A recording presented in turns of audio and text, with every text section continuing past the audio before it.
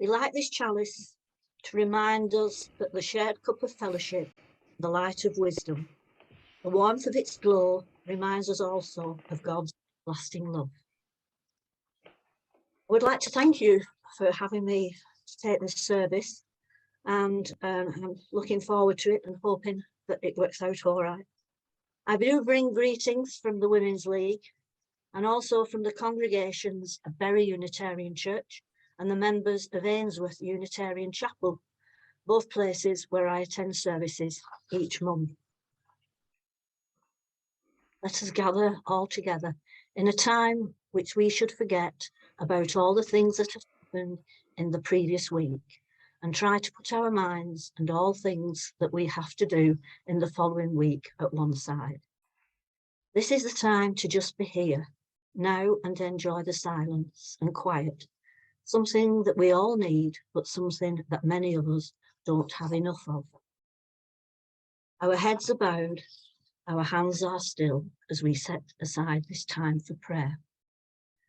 We come along today in gladness and rejoicing, glad that this church has witnessed to the principle of love for so long, and rejoicing that we are here in celebration, especially for the work done and the pledging ourselves and you to carry on traditions long established.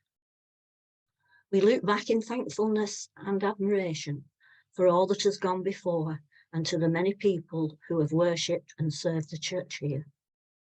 It is here that we learn to live together in the family of the church, a family which is not perfect, but which strives to be tolerant and forbearing. It is here that we find the precious gift of friendship without imposing our wills upon others. Help us to receive all these blessings with true thankfulness and to make our joy out into the wider circle of our daily lives so that others too may share it. Amen.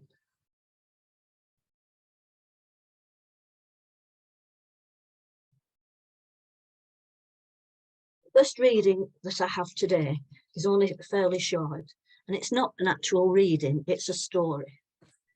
I know there's no children there, but a lot of the stories are not only for the children, but for the parents and for anybody else, because they all work for everyone.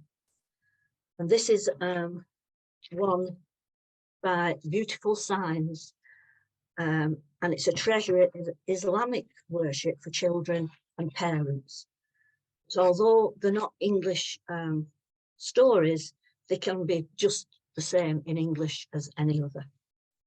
So this is a tale really, well, it originated in Pakistan. Once upon a time, all the parts of the body started complaining about the stomach. It's not fair, they said. We work all day to give the stomach food, and he does nothing but sit there and enjoy it. Well, what can we do? Asked the mouth, who was good at saying aloud what other people were thinking. Well, we can refuse to obey his orders for food, thought the brain, who was very good at coming up with solutions. So the next day, the body parts began their strike. Brain refused to think about to look for food. The feet refused to move towards food. The hands refused to pick up anything that might be considered as food. And the ears became deaf to the stomach's rumbling request for something to eat. All that day and the next, the body parts refused to help the stomach. At first, the stomach resisted patiently, with only the occasional growl of hunger. Soon, though, the lack of food began to hurt, and the stomach groaned. Oh dear, said the ears, the stomach sounds like it's really suffering, but it deserves pain for not gathering the food with us, and so the ears ignored the stomach. The next morning, the stomach twisted in knots through lack of food. The feet didn't care about that, but then noticed the toes started to cramp. The hands began to lose strength and twitch, and the eyes began to weep. The ears rang with weakness, and even the nose started to run. Oh, my brothers and sisters, my partners in work, I am really worried about you, moaned the stomach. From the food that has come to me, I have been feeding you all. I have digested the food, and converted it to nutrition for each of you. By means of veins, the food was divided amongst you, and according to all your needs. But alas now, I have no food to send to you, and I see that you are all suffering. Then the other body parts saw the result of their selfishness and felt very ashamed. Oh, please forgive us, pleaded the mouth. We will not repeat such bad behaviour ever again. We will see that God has given each of us something different to do, and that if we work together, we will all benefit. And so the brain thought about food again and how to get food, and the feet walked to where it was, and the eyes showed the hands where to pick up the food, and the mouth chewed the food and sent it down to the stomach, which digested the food, which fed them all.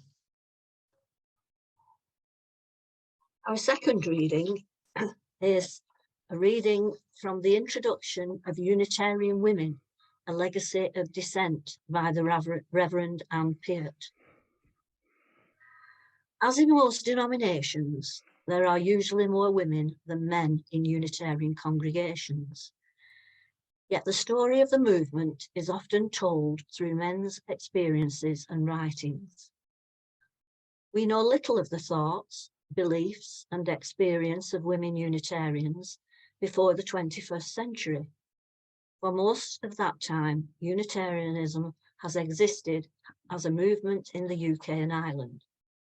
Women's experiences of social situations, expectations, education, employment, and so on have been differed from men, so that they have experienced the world, including religion, from a different perspective. The male bias in our history creates a partial and limited picture. For example, those literate men who dominate our history were usually educated in academic theology and biblical studies, and they were generally felt that it was necessary to define, promote, and develop Unitarianism primarily as a system of belief. Women, on the other hand, have, until comparatively recently, been excluded from formal theological education and have generally shown less interest in religious practices and communities. The way in which this allegiance to a Unitarian community has an impact on everyday life and social relations often differed according to gender. For example, it has been noted by feminist historians that in particular for middle-class women, church-related activities provide one of the few ways in which it was acceptable to transcend the public-private division of Victorian society. The roles that women play within the movement were historically very different to those taken by the men. The ministers, committee members, officers, and decision makers were male, while the women taught the children, visited the sick, and made the tea. This gave women a different perspective on their faith and on their opportunities to make a public impact. That reading was taken from the introduction of Unitarian Women, a Legacy of Dissent by the Reverend Anne Peart.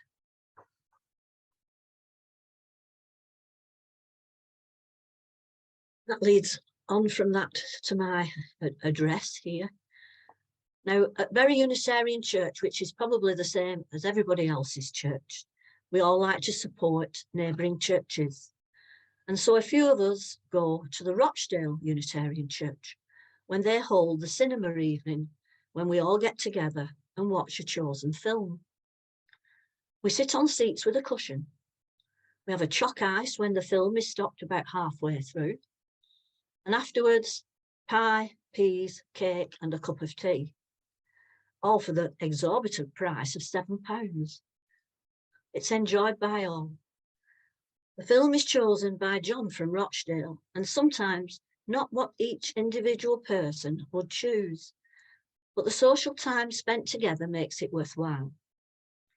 Would I have gone to watch The Lion King? Well, probably not at the cinema, but I loved it. I could have taken him home. The Peterloo massacre brought very uncomfortable recollections of a historical event which was really very close to home.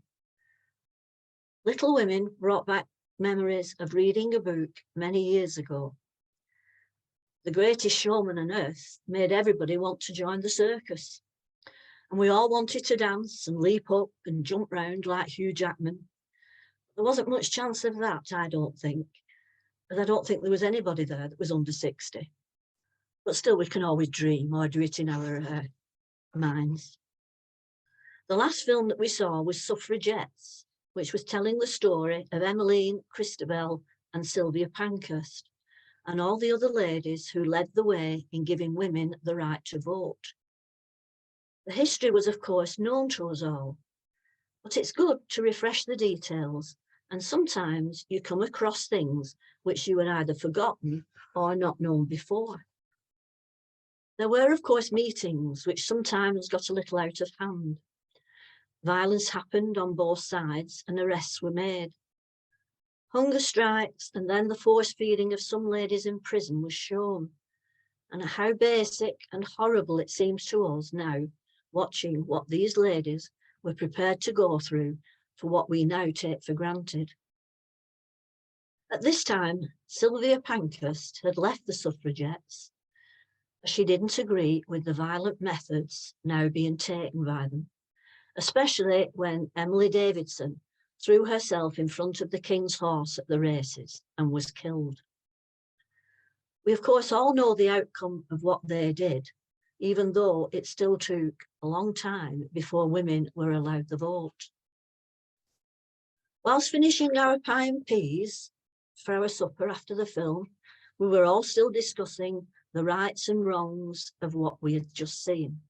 And somebody asked the question, what happened to Sylvia Pankhurst? The stories of Emmeline and Christabel had been followed by the newspapers and tales passed on by people who had known them. But no one had heard about Sylvia and what the future had held for her. Well, I can, as I used to have these odd holidays where I used to go on my own because I couldn't get anybody else to go with me. And we used to do funny things. And one of them was taken one year in Ethiopia. And one of the first bits of sightseeing that I had was at the main church in Addis Ababa, where there was a grave and a gravestone for Sylvia and her son Richard. Richard was born out of wedlock, and so her mother, Emmeline, would have nothing more to do with her. Sylvia had become a peace activist. She'd visited Russia and then decided to fight for the freedom of Ethiopia. She started up newspapers, the New Times, the Ethiopian News, and worked and lived the rest of her life there. And when Sylvia died, she was given a state funeral, and His Majesty Haile Selassie named her an honorary Ethiopian. While Sylvia had been actively trying to help the people of Ethiopia and the suffragettes were trying to get votes for women, another group of women were trying to make their presence felt. In Unitarian churches, women had always been highly valued in the chapels for their tea making again, housekeeping, Sunday school work, their fundraising talents, but they were all done on an individual, on a local basis. It was thought that if they could be brought together by having a national membership, by forming branches and districts and coming under an umbrella title, they would be more visible and they could share ideas and form friendships by coming together in meetings, social, and having friendships with like-minded ladies. Helen Brooke Hereford travelled all over the country, which was not an easy task in 1908. She encouraged women to join her and so started the British League of Unitarian and Other Liberal Christian Women, which in these days seems an awful long title, and we've shortened it to Unitarian Women's League. It would appear that most of the movers and shakers in these early years were wealthy women. but they united together to try and make a difference in the many aspects of life of women in England. In the years of the First World War, the clacking of many knitting needles was heard as garments were sent out to hospitals in northern France. Not an easy task in these years of the war. Money was raised for clothing and medical needs for over 100 hospitals, and they all received monetary gifts, which would equate these days to over £1 million. A correspondence bureau was opened to enable League members to find relatives in enemy countries, and many anxious hearts were cheered when messages were received from loved ones. This work was later extended beyond Unitarian churches to benefit the whole country. Later on, in 1930, interest was shown in the Kharsi Hills, and the India Fund was established, giving donations each year to help with the development of a school and a hospital. Margaret Barr visited many Women's League branches when she travelled back to England, and Whitefield this morning that I went to was one of the ones that had met her. For many years, the League had taken an interest in Winifred House, a convalescent home for children, which was run by a Unitarian committee for 16 years, and branches made many garments again and gave many donations. In 1948, the home was taken over by the state when the NHS came into being. When the Great War began, options for helping the war effort emerged, and homeless children, they helped to get adopted. Canteens and restrooms were organised. Troops were entertained. I'm not quite sure how these were entertained. I didn't find that out. But once again, the sewing and knitting held sway. Although these were very worrying and sad times, the League continued until at last the war was over and things could get back to a more normal time. To move forward and onto a more personal note, when I was a child, I attended Chesham Unitarian Church, which was held in a local school. Services were in the hall, the pulpit stood under the stage, and the organ was enclosed at what I used to call was a huge cupboard. We had brownies, cubs, a men's group, and of course, a women's league. My grandmother was a League member, and so I grew up surrounded by church events, large and small. Whenever there was something happening at church, the League met to decide what was needed and how they were going to proceed. What a group of women these ladies were. Of course, they had to have a leader or a person in charge, and everybody knew who that was. Someone who stood up and brought everything to order, and most importantly, stopped the ladies from chattering about all sorts and brought some order to the meetings. There was, of course, always a number two as a deputy of sorts, but everyone all soon realised that she would only speak up if there was a problem. All these ladies seemed to know what their role was. Some on the door collecting tickets, some selling raffle tickets, some in the kitchen buttering bread and scones, and of course the ones who always did the washing up to their elbows in hot soapy water. All important jobs though, to make sure that the event ran smoothly. I was allowed to help, but I was told that when you butter the bread, you spread it on and then you scrape some off. When washing up, do all the items first that look clean and then move on to the sticky, messy items at the end of what a job this turned out to be. As when you looked round the kitchen, it seemed every pot, pan, plate, cup and saucer had been used in the kitchen. And then, of course, when we were all finished, we were left with a great mound of very wet tea towels that had to be taken home and returned clean and ironed for the next time. One thing that always stuck in my mind was that all the ladies wore a pinny or an apron. Okay, the one in charge had a very fancy version because they were on show, but the ones in the kitchen, a more plain and robust one from neck to hem. My grandmother made me one to be used when I used to help out. And I have to say that now I have a great collection of aprons, which I can be got out at every single occasion. These are usually bought when I'm on holiday, and each time I wear one, it brings back the memories of time spent in different countries. When Chesham closed and we moved back to Bank Street Unitarian Church, the two groups merged in one branch. Ooh, but there was a lot of negotiation went on, took place to see what roles which ladies would be doing. Not so much in the kitchen, of course, but who was to lead and oversee future events. But it did all get sorted. One suggestion that was made one time was that we should support the fish and chip baby scheme. I don't know if anybody's heard of this, but I'll go through it. This was a scheme for knitting little baby girls for babies in Africa, who, when their mothers had given birth and were sent home wrapped up in paper, as they didn't have anything to wear, and so they were given the name of fish and chip babies. We all received a pattern. We were all told to use wool that was bright and cheerful and not pale colours, as they would dirty very quickly.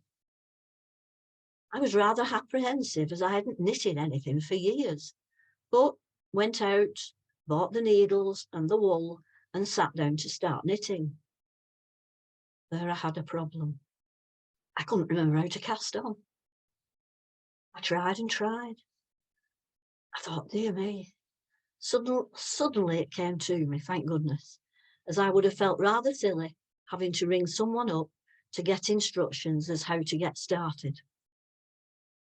I finished the article, it was sewn up, pressed nicely, and taken to the next meeting to put with all the others. What a surprise when I got there, when I realised I'd used the wrong size needles, as my baby grow was about 4 times larger than anybody else's, and it would have fit a young child. When everyone had finished laughing and comparing it with theirs, I took mine home.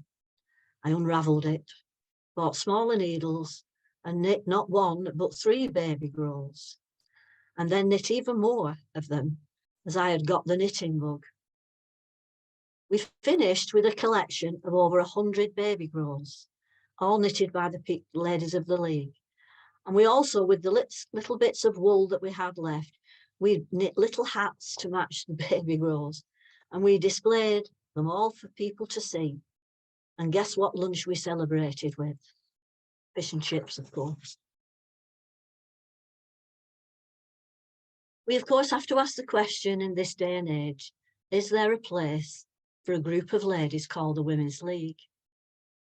I would like to think so, because ladies always enjoy meeting together, socialising, discussing things of interest, eating cake and drinking tea, but also being to help to assist the church events for all members of the church and friends from outside, arranging help with outside organisations and charities, food banks, etc. The National League each year nominates a charity, and branches have a speaker to meetings to give more information of what they do. Over the years, from 1976 to 2021, we have raised over £258,000. But in years 2020 and 2021, when we were introduced to the COVID bug, just like many charities, the donations were reduced, as branches were not meeting and social events were not taking place. This year, 2022, the charity is for Women's Aid, and we are hoping that once again, branches will be able to give their donations for what really is a very good cause. We may not change the lives of women like the suffragettes Emmeline and Christabel Pankhurst, or become feted celebrities in underdeveloped countries like Sylvia Pankhurst, but in our own way, we do try to make a difference. In past years, Scotland has given the League much support, not only by donations to the many charity projects, but also by ladies who have given their time and energy to the League, especially serving as president or on the Central Committee. Names that you may know are Jean Inkson, Mary Whiteman, Sheena Blewer, and Barbara Clifford. Sheena and Barbara both have looked after the Memorial and Benevolent Fund for many years. Many thanks, ladies, past and present, for all your work. Amen.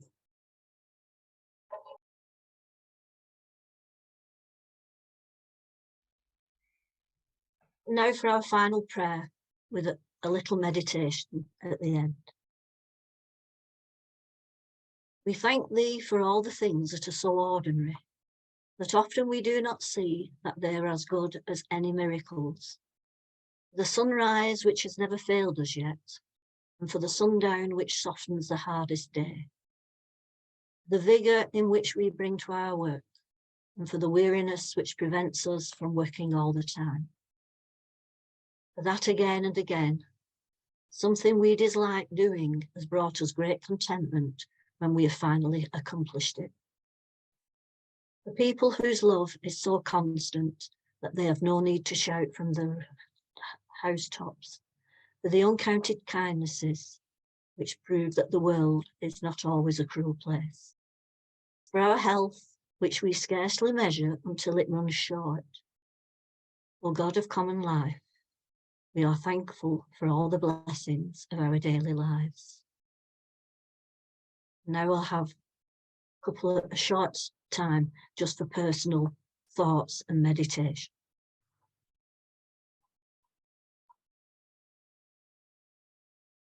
O God of the common life, we are thankful for all the blessings that we have in our daily lives. Amen.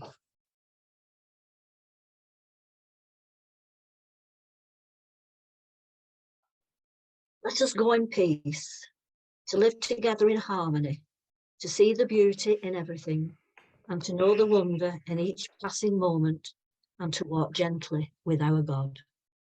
Amen.